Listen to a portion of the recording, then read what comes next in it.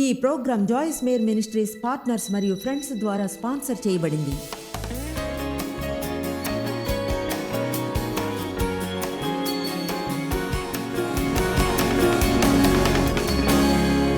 కొంతమంది దేవుడు తమతో ఉన్నాడని నమ్మరు. వాళ్ళు ఆయన సన్నిధిని ఫీల్ కాకుంటే.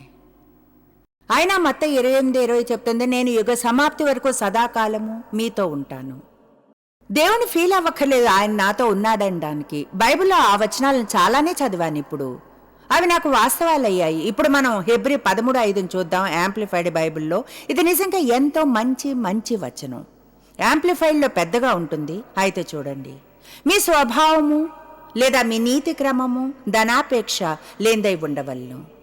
దురాశ, మోహము, లోభిత్వము, లోక సంపదల కోసం ప్రాకులాడ్డంతో సహా ధనాపేక్ష లేని వారే మీకు కలిగిన వాటితో తృప్తి పొందుడి. పరిస్థితులు ఉన్న దానితో ఆయనే చెప్పెను కదా, ఇది బాగుంటుంది, నిన్ను ఏమాత్రమూ విడువను, ఓడించను, నిన్ను ఎన్నడును ఎడబాయును, ఆధారము లేకుండా ఎడబాయను. బహుశా దేవుడు ఒకసారి ఏదైనా చెప్తే దాన్ని వినడం మంచిది. ఆయన 2 సార్లు చెప్తే నిజంగా దానిపై గమనం ఉంచాలి. 3 సార్లు ఎడబాయను, ఏ పరిస్థితుల్లోనూ నిస్సహాయంగా విడువను, ఎడబాయను లేదా క్రింద పడనివ్వను, నా మీద ఆధారపడి ఉండండి. ఆశ్చర్య చిహ్నం.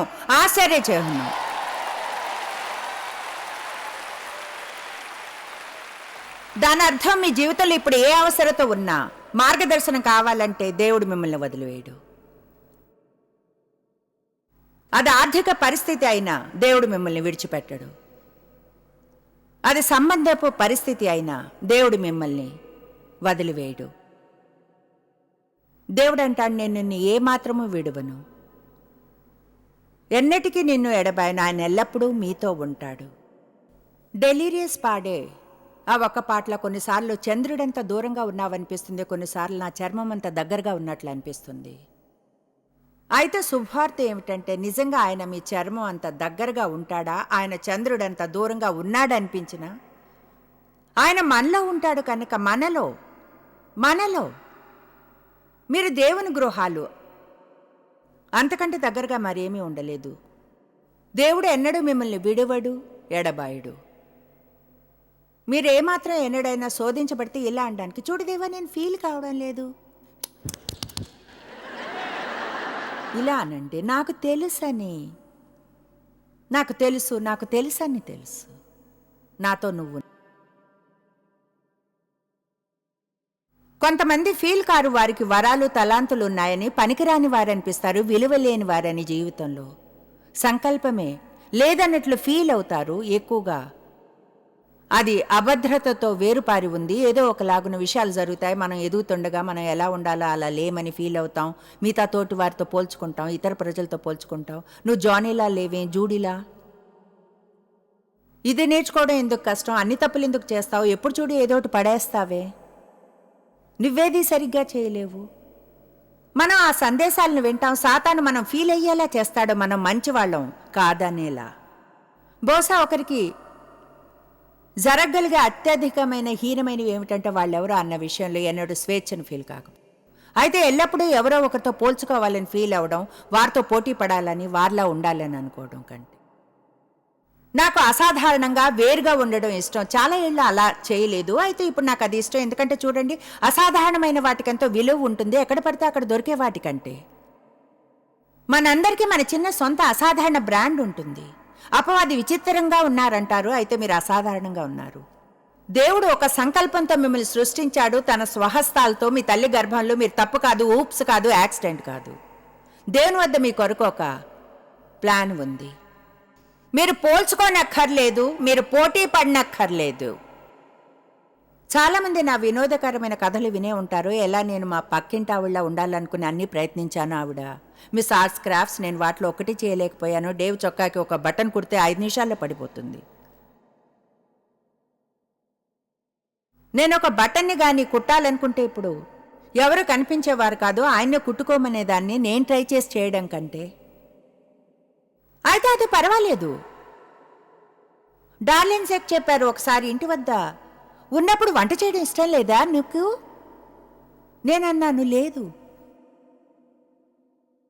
ఆమెకు అది ఇష్టం, ఆమెకు ఎంతో ఇష్టం, అది వంట చేయడం ఇష్టం. వంటిల్లంతా చిందరవందరైనా తిరిగి క్లీన్ చేసేస్తుంది. ఆమె ఇంటికో 20 మంది వస్తే ఒక వారం ఇష్టం సెలవులకు. నేనలాంటి వెళ్ళి హోటల్లో ఉండండి తెలుసుగా.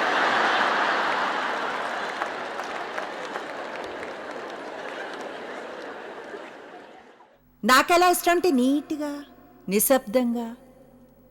లేదు, వంట చేయడం ఇష్టం లేదు. ఒకవేళ ఆకలితో చావడమా లేక వండడమా అంటే ఏమో, కానీ ఇష్టం లేదు. అయితే తెలుసా, నేను వేరే పనులు కొన్ని చేయగలను, మాట్లాడగలను, వంట మాత్రం చేయలేను. ఆమేన్. అది శుభార్త కాదంటారా? ఏమంటే మీలో ఏదో లోపం ఉందని మీరు ఫీల్ కావడం, ఇంకెవరిలానో మీరు లేనందున. ఆమేన్, ఆమేన్, ఆమేన్ అండ్ ఆమేన్. ఫీల్ అవుతున్నా అవను. నేనెలా అంటే నిజంగా ఏమీ చేయలేను, అది నాన్ సెన్స్. ఎందుకంటే రోమా 12 చెప్తుంది, ప్రతి ఒక్కరికి ఒక కొలమానంలో విశ్వాసం ఇవ్వబడిందని. తర్వాత వరాలు తలాంతులను గురించి చెప్తుంది, దేవుడు క్రీస్తు సంఘానికి ఇచ్చిన వాటి గురించి. ఇలా ప్రతి ఒక్కరికి దేవుడిచ్చిన వరాలు ఉంటాయో, మనలోని ప్రతి ఒక్కరూ ఏదో విలువైంది చేయగలం. మనం దాన్ని గుర్తించకపోవడానికి ఒకే ఒక కారణం కొన్నిసార్లు ఏమిటంటే, మన దృష్టి ఇతరులు చేసే దాని మీద ఉంటుంది. వారితో పోల్చుకుని అంటాం మనం, నేను చేసేది ఏమంత ముఖ్యమైనది కాదు, మిగతా వారంతా చేసేది ముఖ్యమైనది, ప్రతి భాగం ముఖ్యమైనది. మీ వంతు అలానే మిగతా వారందరిది. ప్రతి ఒక్కరికి ఆత్మ ప్రత్యక్షత ఇవ్వబడింది. ఆయన ప్రతి ఒక్కరికి ఆయన ఎంచుకున్న వరాన్ని ఇస్తాడు. మీ వరాన్ని విలువైందిగా చూడాలి, హీనపరచకూడదు, తక్కువగా చూడకూడదు. అది ఇంకెవరో చేయలేంది కానందున. కొంతమంది తిరస్కారాన్ని ఫీల్ అవుతారు. వాస్తవంగా ఎవరు వారిని తిరస్కరించకున్నా, నా జీవితంలోనూ దాని వేరు ఉండేది. ఎంతో బాధపడేదాన్ని తిరస్కారపు ఫీలింగ్స్తో. వాస్తవంగా ప్రజలు తిరస్కరించుకున్నా కూడా, మిమ్మల్ని ఎవరైనా చూడకున్నా మీరు తిరస్కరించబడ్డట్లు ఫీల్ అవ్వచ్చు. వాళ్ళకి మీరంటే ఇష్టం లేదనుకుంటారు, వాళ్ళు అసలు రూమ్లోనే ఉండరు. అదేదో మీలో లోపం ఉందని కాదు, అపవాది ఆ ఫీలింగ్స్తో ఆడుతున్నాడు. ఫీలింగ్స్. కొంతమంది అభిషేకించబడ్డట్లు ఫీల్ కారు. దేవా, నాకు ఆ ఏళ్లన్నీ గుర్తున్నాయి, కొంత అభిషేకపు ఫీలింగ్ని కదిలించాలని ట్రై చేసినవి. నేను అభిషేకించబడ్డట్లు ఫీల్ కాకుండా బయటికి వెళ్ళి బోధించాలంటే భయం. సంతోషం, అవన్నీ దాటి వచ్చేసాను, మీకు సహాయం చేస్తాను. ఆ ఫీలింగ్స్ మీద జీవించని అవసరం లేదు. ప్రతిదీ ఫీల్ అయ్యే దాని మీద ఆధారపడకండి, లేదా అవని దాని మీద. ప్రార్థించినప్పుడు దేవుడు విని జవాబులు ఇస్తాడు. ఎలా ఫీల్ అయినా పర్వాలేదు, దేవుడు వింటాడు, జవాబులు ఇస్తాడు. బైబిల్ చదివినప్పుడు అపవాది అంటాడు, నీకు ఇది ఏమేల్ని చేయలేదు. మీకు గుర్తుండదు ఏం చదివారు? మీరు అనండి, నోర్ముయ్, దేవుని పట్ల విధేయతతో చేశాను, పరిశుద్ధాత్మ తిరిగి నాకు ఇస్తాడు అవసరమైనప్పుడు.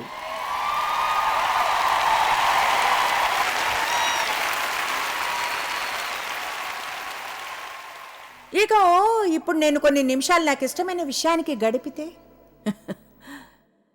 కొంతమంది అంతా తప్పుగానే ఫీల్ అవుతారు, ఎన్నడూ రైట్గా ఫీల్ కారు, ఏదో తప్పుతోనే జన్మించినట్లు. బహుశా అదెంతో అందంగా ఉంటుంది. యేసుక్రీస్తుని స్వీకరించిన క్షణం ముందుగా ఆయన మనకిచ్చేది ఏమిటో తెలుసా? నీతి కలిగి ఉండడం అంటే ఏమిటి? అంటే దేవునితో నీతిగా ఉంటామన్నది. మనం చేసిన దాని వల్ల కాదు, కానీ ఆయన చేసిన దాని వలన. ఆమేన్. నాలో లోపం ఏంటి? గతంలో అలానే ఉండేది, నా బుర్రలో తిరుగుతూ ఉండేది. అది నాలో లోపం ఏంటి? ఎంతో కృతజ్ఞరాల్ని దేవుడు చివరికి నాకు బోధించాడు. ఆయన రక్తపు త్యాగం ద్వారా నాకు కొంత నీతి కలిగింది.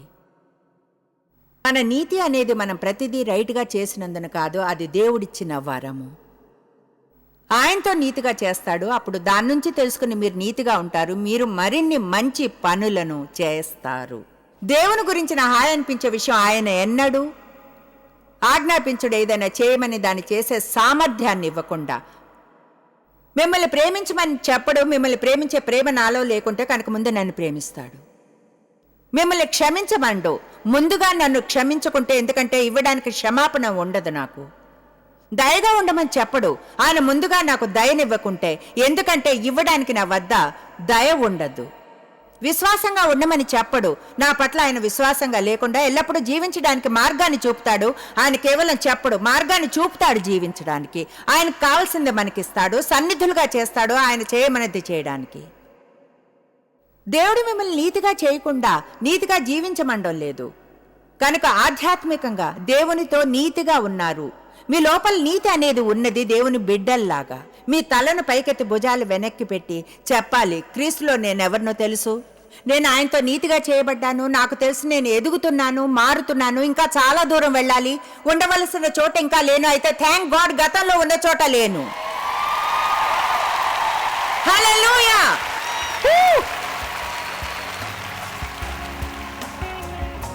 ఫీలింగ్స్ని మీపై అధికారం చేయనివ్వకండి. నా గురించి ఎంత చెడుగా ఫీల్ అవుతాను ఏమిటో తెలుసా? అది కష్టం కాదు చేయడం, ఎవరైనా చేయగలరు. మీరు చేయవలసింది మీ విశ్వాసాన్ని అభ్యసించుకుంటే ఎప్పుడు చెడుగా ఫీల్ అవ్వచ్చు, ప్రామిస్ చేస్తున్నాను. అయితే విశ్వాసంతో ఇలా అనండి, ఎలా ఫీల్ అయినా నాకు అనవసరం, నేనెవరినో నాకు తెలుసు. నేనేం ఫీల్ అయినా అనవసరం, ఫీల్ అవ్వకున్నా నాకు తెలుసు క్రీస్తు ద్వారా నాదేమిటో బైబిల్ చెప్తుంది. క్రీస్తు ద్వారా నేను నూతన సృష్టిని, పాతవన్నీ కూడా గతించిపోయాయి, సమస్తము నూతనంగా చేయబడ్డాయి. ఆమేన్. ఓ నిజంగా ఎంతో మంచిగా ఫీల్ అవుతున్నాను. ఇప్పుడు మీరు అనండి, మీకు తెలుసా నాకు భవిష్యత్తు ఉన్నట్లు ఫీల్ కావడం. ఎందుకు? మీ భవిష్యత్తు ఎంతో బ్రైట్గా ఉంది, కళ్ళజోడు పెట్టుకోవాలి దాన్ని చూడడానికి. మై గుడ్నెస్, నా భవిష్యత్తు గురించి ఉత్సాహంగా ఉంది. దేవుని మనసులో నా గురించి ఎంతో ఉంది. ఓ ఆగలేకపోతున్నాను. ఖచ్చితంగా ఏదో ఉత్సాహమైంది జరగబోతుంది. రేపు శుభవార్త వస్తూ ఉంది. దావీదు కీర్తనలు 20 అన్నాడు, నేనేమవుదును, సజీవుల దేశమున నేను యెహోవా దయను పొందుదును అన్న నమ్మకము నాకు లేని ఎడల. మీరు అనవచ్చు, చూడు జాయ్స్, నువ్వు రోజు ఇలా ఫీల్ అవుతూ లేస్తావా? లేదు, నిజం చెప్పాలంటే నేను అంతగా ఫీల్ కాలేదు రావాలని 2 గంటల ముందు ఇక్కడికి వచ్చేప్పుడు.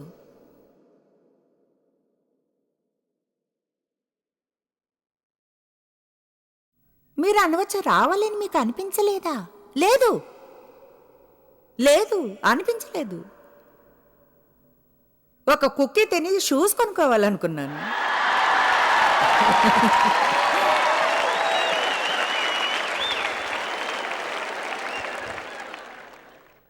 అయితే ఫీల్ అయినట్లు చేయలేదు. మరొకసారి చదివాను, మరొకసారి ప్రార్థించాను, నన్ను ఇక్కడికి తీసుకొచ్చాను. మీకు సరైందనిపించింది చేయడానికి అడుగు వేసిన క్షణమే అభిషేకం మీకు తోడవుతుంది. బైబిల్ చెప్తుంది, దేవుని ఆత్మ ఒక పురుషుని మీదో స్త్రీ మీదో వచ్చినప్పుడు వాళ్ళు మరొకరిలా మారిపోతారు. ఆమేన్. భవిష్యత్తు లేదా? ఇప్పుడు ఇర్మియా 29:11 చూడండి, వాదించగలమేమో చూద్దాం.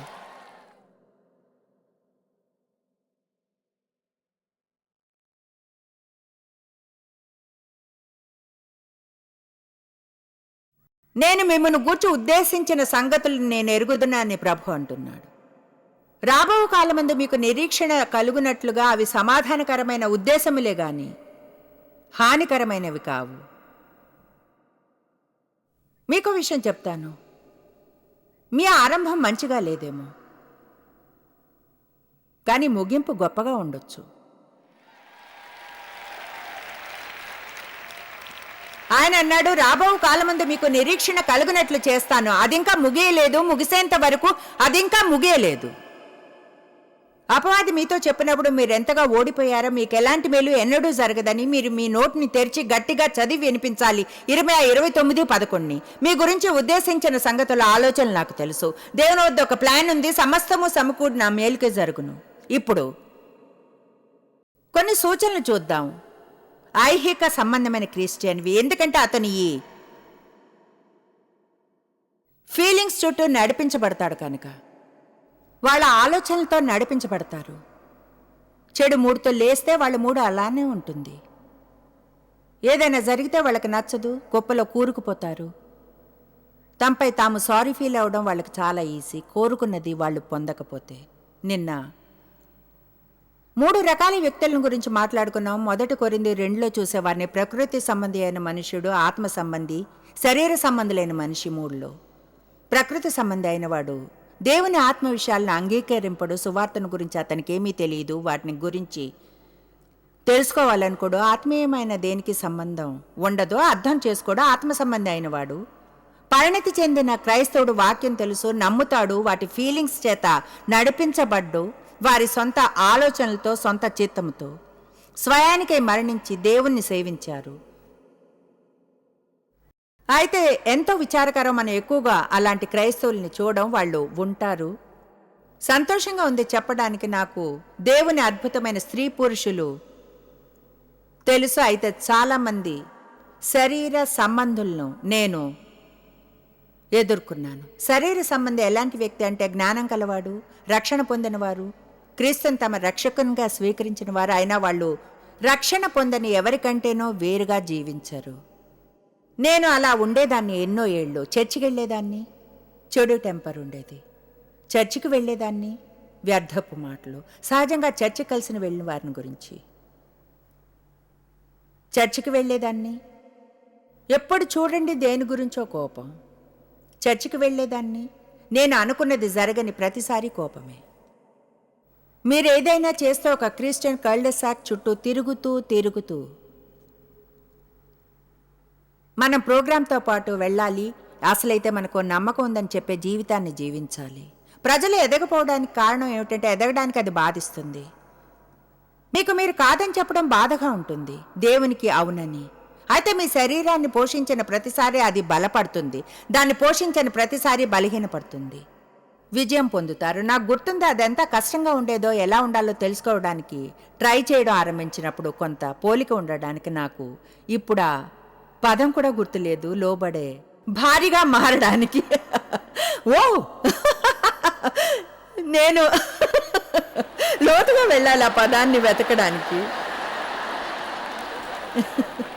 నేను ఆలోచించగలిగిన ఒకే పదం ఎదురు తిరగడం. నాకు తెలుసు అలా ఉండాలని అనుకోలేదు. నిజం చెప్తున్నాను. నేను ఎలా అంటే ఏం చెప్పడానికి ట్రై చేస్తున్నాను, ఎలా ఎదురు తిరగాలో నాకు తెలుసు. నాకు గుర్తుంది మొదటిసారి చదివినప్పుడు ఒక భార్య తన భర్తకు అనుగుణంగా ఉండాలని అనుకున్నాను.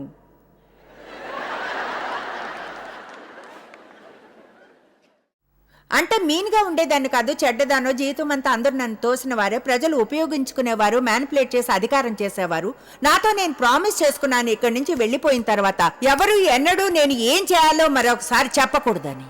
నేను వాగ్దానాలు చేసుకున్నాను. చాలా కష్టం వాటిని విరిచేయాలంటే. చాలా మందికి మీ జీవితంలోనే ఎన్నో సమస్యలు ఉన్నాయి, ఎందుకంటే మీరు ఆ ఒప్పందాలని మీతో చేసుకున్నారు ఏళ్ల తరబడిగా. ఇప్పుడు దానికై పశ్చాత్తాపడాలి, దేవుణ్ణి ఆ శక్తి వెరగొట్టమని అడగాలి, ఎందుకంటే ఆయన మీరు ఎలా ఉండాలంటాడో అలా ఉండడానికి.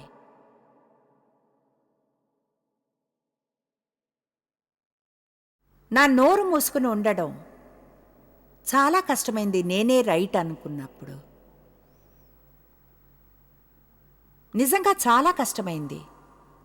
ఎవరి మాటనైనా నేను వినడానికి, వాళ్ళ అభిప్రాయానికి మర్యాదను ఇవ్వడానికి, వాళ్ళు రైట్ అవ్వచ్చని నమ్మడానికి నేను తప్పని. చాలా కష్టమయ్యేది ఎవరైనా నేనేం చేయాలో చెప్తే. అయితే ఆ పాయింట్కి వచ్చినప్పుడు, దేవుని కోసం నిజంగా అలా చేయాలనుకున్నప్పుడు, చేయాలనుకున్నాను, ఆయన్ని ప్రేమించాను, చేయాలనుకున్నాను, వాక్యాన్ని నమ్మాను కనుక రైట్ అని నాకు తెలుసు. మీకు ప్రతిదీ నచ్చక్కర్లేదు దాన్ని చేయడానికి, ఒప్పుకోనవసరం లేదు దాన్ని చేయాలంతే, దేవుని గౌరవం కోసం. ఆమేన్. బైబిల్ చెప్తుంది మనకు ఒకలాంటి ఆర్డర్ ఉండాలని ఇంటిలో. నేను నమ్మను పురుషులు స్త్రీలపై అధికారం చేయాలి యజమానుల్లా. అంటే వాళ్ళేమీ ఆదాము కాళ్ళ క్రింద నుంచి రాలేదా, హవ్వ అతని ప్రక్క నుండి వచ్చింది. పురుషులు స్త్రీలపై అధికారాన్ని చేయకూడదు, ఇద్దరూ కలిసి పార్ట్నర్స్.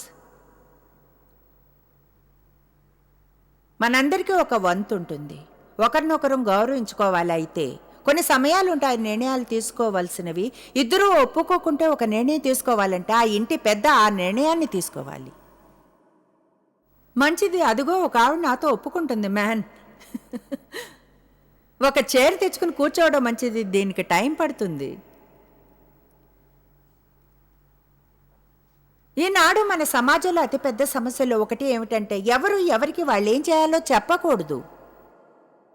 మీరు చూస్తారుగా, ఇలాంటి మీటింగ్స్లో కూడా క్రిస్టియన్స్ ఎలా ప్రవర్తిస్తారో, ఫలానా చోట కూర్చోకూడదంటే ఆ సెక్షన్ మూసేసినందున నాకు చెప్పకండి నేనేం చేయాలి. అయితే ప్రార్థనా లైన్లోకి వచ్చి అద్భుతం కావాలంటారు. అలాంటి విషయాలతో విసిగిపోయాను.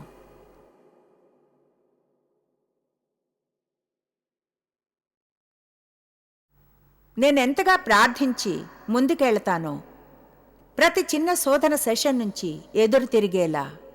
ఓ మై గాష్, ఆరంభ దినాల్లో అదెంతో కష్టంగా ఉండేది. గుర్తు చేసుకోగల నా బాధని ఇప్పుడు ఆ కోపం ఎదురు తిరగడంతో నా శరీరం ఉడికిపోవడం. చివరికి ఒక పాయింట్కి వచ్చాను, నవ్వుతూ ఇలా అనేలా, అవును హనీ. అయితే అదంతా నాటకం. కానీ కనీసం అలా చెప్పేదాన్ని. తర్వాత నిజంగా ఒక పాయింట్కి చేరుకున్నాను. నేను అనుకున్నది జరగకున్నా ఓకే, లేదా అనుకునేదాన్ని, ఏయ్ నువ్వే నిర్ణయం చెయ్యి, నువ్వు తప్పైతే అది నీకు దేవునికి మంచిది. ప్రజలు ఎదగకపోవడానికి కారణాల్లో ఒకటి ఇది హెబ్రీ 5లో ఉంది. ఎందుకంటే వాళ్ళకి నీతి యొక్క సిద్ధాంతం అర్థం కాదు. హెబ్రీ 5:12 వచనాన్ని చూద్దాం. కాలమును బట్టి చూస్తే మీరు బోధకులుగా ఉండవలసిన వారే ఉండగా దేవోక్తుల్లో మొదటి మూలపాఠములు ఒకటి మీకు మరలా బోధింపవలసి వచ్చెను. మీరు పాలు త్రాగవలసిన వారే కాని బలమైన ఆహారం తినగలవారు కారు. ఆయన అంటున్నాడు, ఈ శరీర సంబంధులైన క్రైస్తవులు చూడండి, ఎదగండి. మీరు బైబిల్ స్టడీకి వెళ్ళారు, మీ బైబిల్లో అంతా క్రింద గీత గీసుంది, అదొక కలరింగ్ బుక్లా ఉంది. మీరింకో బైబిల్ స్టడీకి వెళ్ళక్కర్లేదు మీ శత్రువుల్ని క్షమించడానికి. మీరు అది చేయాలంతే. దాన్ని వినడానికి బాధ ఉండదు, బాధంతా చేసేప్పుడే. వినేప్పుడు ఏ బాధ ఉండదు, బాధంతా చేసేప్పుడే. మనం గాని క్రీస్తు సంఘంలోని ప్రతి సభ్యుడిని ఎవరిపైనా కోపం తెచ్చుకొని పాయింట్కి తీసుకురాగలిగితే మనకెంత అధికారం ఉన్నా. చెప్పింది విన్నారా? ఏమవుతుంది మనం గాని అందరినీ ఈ పాయింట్కి తీసుకుని వస్తే? ప్రతి క్రైస్తవుడు ఇలా అనగలిగేలా, నేను బాధపడలేదు, నా మనసులో ఎవరికీ వ్యతిరేకంగా ఏమీ లేదు, నా శత్రువులను క్షమించాను, దేవుడే నా మార్గదర్శకుడు, నేను దేవుని కృప వల్ల ప్రేమలో నడుస్తాను. ఏం జరుగుతుందనుకుంటారు? చాలా కాలం పట్టదు, యేసు తిరిగి వస్తాడు మన కోసం. నిజంగా యేసు తిరిగి వస్తాడు మన కోసం. అయితే విభజన అంతా, ఈ విభజనంతా, కలహమంతా, నాన్ సెన్స్ అంతా, శరీరం శరీరం శరీరం, ఫీలింగ్స్ ఫీలింగ్స్ ఫీలింగ్స్. ఎవరి గురించైనా మీరు ఎలా ఫీల్ అయినా పర్వాలేదు, వారితో ప్రేమలో నడిచేలా ఎంచుకోవచ్చును. ప్రేమ ఒక ఫీలింగ్ కాదు, చిత్తం.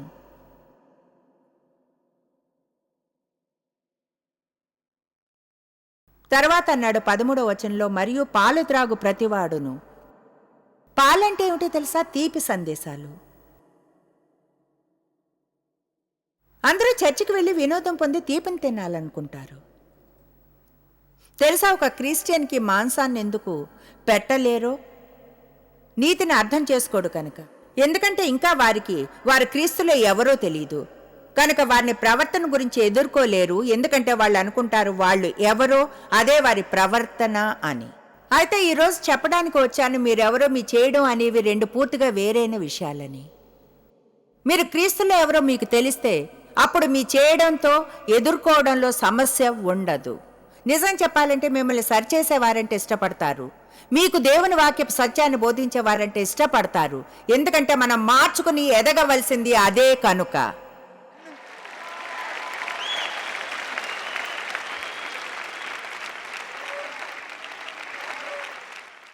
మీకు తెలియదు నాకెంత కోరిక ఎవరైనా మీకు చెప్పే విషయాలు గతంలో నాకు చెప్పుంటే.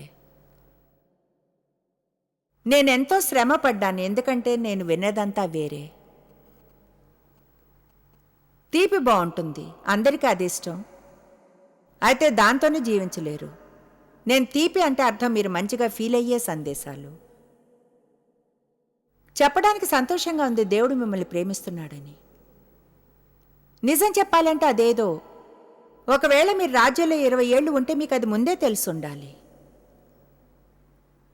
మీరు గాని ఇప్పటికే 10 ఏళ్లుంటే కోపంగా ఉండడం కంటే మెరుగ్గా తెలుసుండాలి. ఎవరూ మీకు దీన్ని బోధించక్కర్లేదు. మళ్ళీ మళ్ళీ మీకే అది ఉండాలి. అది ఉండాలి మనసులో. నేను కోపంగా ఉండను, నేను బాధపడను, సున్నితంగా ఉండను, నేను అపవాదికి ద్వారాన్ని తెరవను. ఈనాటి బోధన నిజంగా గుర్తు చేస్తుంది మన భావాలను దాటి దేవుని వాక్యం చెప్పేదాని మీద ఫోకస్ చేయాలని, మన గురించి, ఆయన వాగ్దానాలను గురించి. దేవుని వాక్యం ప్రేమిస్తుందని చెప్తుంది, ఆయన మీతో ఉన్నాడని, ఎన్నడూ విడువుడు ఎడబాయుడు అని. 1 యోహాను 4:16 చెప్తుంది, మన ఎడల దేవునికి ఉన్న ప్రేమను మనం మెరుగిన మారమై దాన్ని నమ్ముకొని ఉన్నాము. దేవుడే ప్రేమ. ఎవరైతే ఆ ప్రేమలో జీవిస్తారో దేవునిలో జీవిస్తారు. జాయిస్ మేర్ మినిస్ట్రీస్లో మీరు మాకెంతో ముఖ్యులు. మిమ్మల్ని అభినందిస్తున్నాం. మా ఫ్రెండ్స్కి, పార్ట్నర్స్కి థ్యాంక్స్. ప్రపంచవ్యాప్తమైన ఈ పరిచర్య సాధ్యమయ్యేలా చేసినందుకు. అందరం కలిసి ఆకలిగొన్న వారికి భోజనం పెడుతున్నాం, బీదవారికి బట్టలిస్తున్నాం, దేశాలకు సువార్తను పంచుతున్నాం. ఈ రోజే సంప్రదించండి joycemeir.org. ప్రార్థనా నివేదనల్ని మాతో పంచుకోండి. మా సాధనాల గురించి తెలుసుకోండి. జాయిస్ సభల షెడ్యూల్ని తెలుసుకొని మాతో పార్ట్నర్ అవ్వండి. ప్రపంచమంతా క్రీస్తు ప్రేమను పంచడానికి. ఈ program Joyce Meyer ministries partners మరియు ఫ్రెండ్స్ ద్వారా స్పాన్సర్ చేయబడింది.